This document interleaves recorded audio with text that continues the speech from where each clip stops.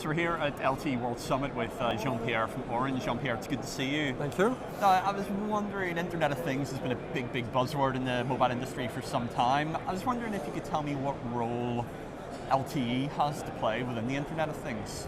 Well, obviously today LTE doesn't play much a role, so this is why we have recently announced this new initiative of trying to make LTE or 4G more IoT friendly. This is, when we talked about IoT companies, or we took with IoT companies, they don't really think about 4G. They always think about Wi-Fi or Bluetooth or whatever, but rarely companies think about using cellular networks for their business. There are many reasons for that. One reason we think is because they don't know about it, perceive it as very complex. So what we try to do today is make it more friendly.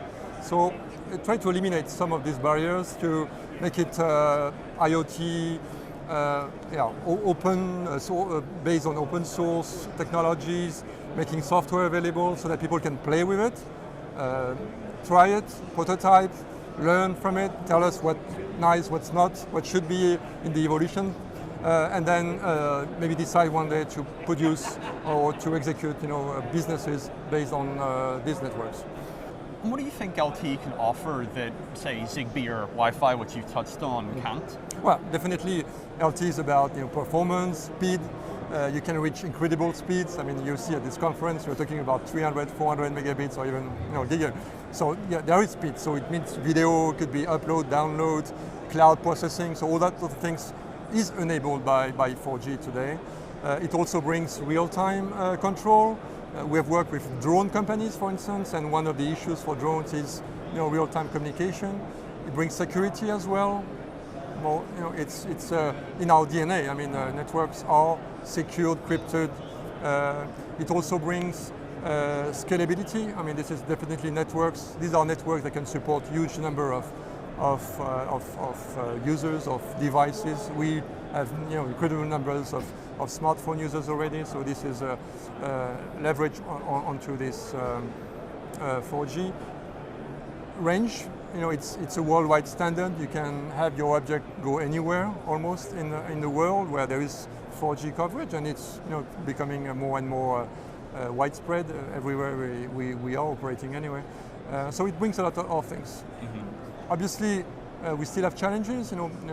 Pricing maybe, as I say, complexity, and the way customer journey sometimes, because SIM cards need activation, PIN code, something or whatever. But yeah, these are details. But I think there's a strong assets. We need this community of IoT developers to understand and to play with that more, let's say, proactive basis, and try and learn and see for themselves. So put this into their hands and see what happens. Yeah, and there's been a lot of chatter about 5G. How do you think 5G will change the Internet of Things? I mean, there are a lot of differing opinions around. Yeah. Well, bottom line is we don't know. I mean, 5G is more, let's say, earmarked for 2020 or even so. It's 5 years from now. Maybe the world will have changed by then. But what we are trying to do is make the best of 4G today. I mean, we have networks everywhere. We have great coverage, great quality. So let's use that and then see how far we can push that. And maybe there are things that needs to be improved, changed. So experience will tell. And this is maybe an opportunity in 5G to include some of the learnings we will have gained from working today with the technology we have. And to be honest, I think 100 megabits is more than enough for a lot of applications. 10 milliseconds latency is also very suitable for a lot of applications. So don't need to wait for even better performances. Let's work with what we have today. And maybe see the limits of where we can push it. There is also LTE Advanced that are improving stuff like in speed, capacity, or whatever. So there's a lot of improvement already that we can take advantage of. So let's take things one thing at a time. Excellent stuff. Thank you very much. You're welcome.